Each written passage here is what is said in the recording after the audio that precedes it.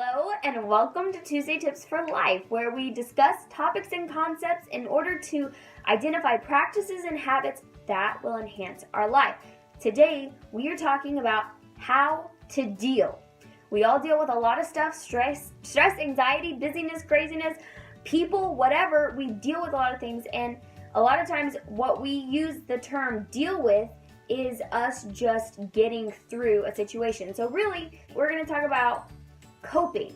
That's another term that kind of means the same thing, except coping really brings out the idea of working through a situation so that you can come out on the other side healthy and at ease. Whenever we're dealing with a situation, whenever we're learning to cope with a situation, there's a couple ways that we naturally tend to do that. The first of that is being problem solving. Now, you might be a problem solver by nature, where you just automatically start working through the problem, but that is one way to deal, is to problem solve. Another way is emotional suppression. Now, that sounds healthy, doesn't it?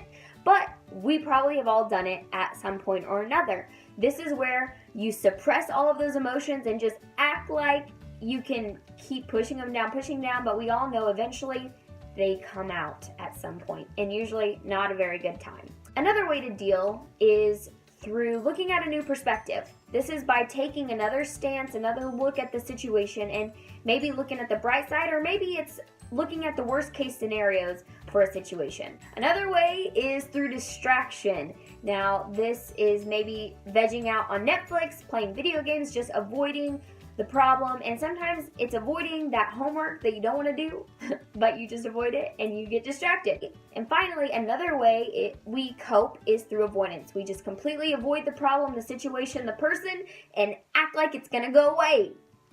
It doesn't.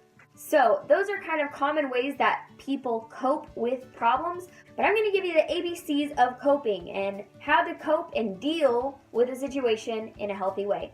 And first of all, the A is for assess. Now, this is your opportunity to take a moment and really assess what you feel and why you feel it, because a lot of times we're overwhelmed with emotion, whether it be stress, anxiety, worry, etc., and we don't even know why necessarily we feel those things. So it's the opportunity to find the cause of all of our stress. B is for belief. Now, this is where you determine what you believe to be true. So you might figure out what you're feeling, you figure out why you feel that, and then you start figuring out what you believe to be true. Because sometimes we can believe something that's false, and then we get all worked up and we realize, you know what? That person didn't even mean that when they said it to me. I thought they were trying to, bully me, or I thought they were trying to talk bad about me, but that was not their intent at all. That's an example of figuring out what you believe, so you can cope through a situation.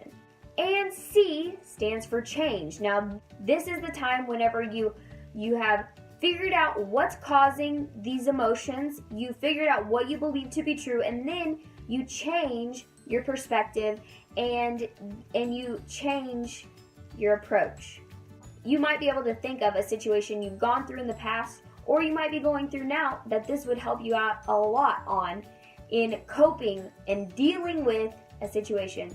So first, figure out what's causing you to feel overwhelmed if you're feeling overwhelmed. Figure out what's causing you to feel lonely if you're feeling lonely. Figure out what you believe to be true. Am I isolating myself, or are other people isolating me? Maybe you come to the conclusion that, you know what? I'm isolating myself. That's why I feel lonely. And then change your perspective. Well, if I realize I feel lonely, and the reason I feel lonely is because I'm isolating myself, I'm going to change that perspective. I'm going to go do something with friends. I'm going to go be with people. I'm going to be intentional about that. And problem solved. You dealt with that loneliness, you worked through it, you cope with it, and now you're on the other side of it. That's just an example. I hope you work through these and you are able to cope in the future well and in a healthy way. We'll talk to you soon.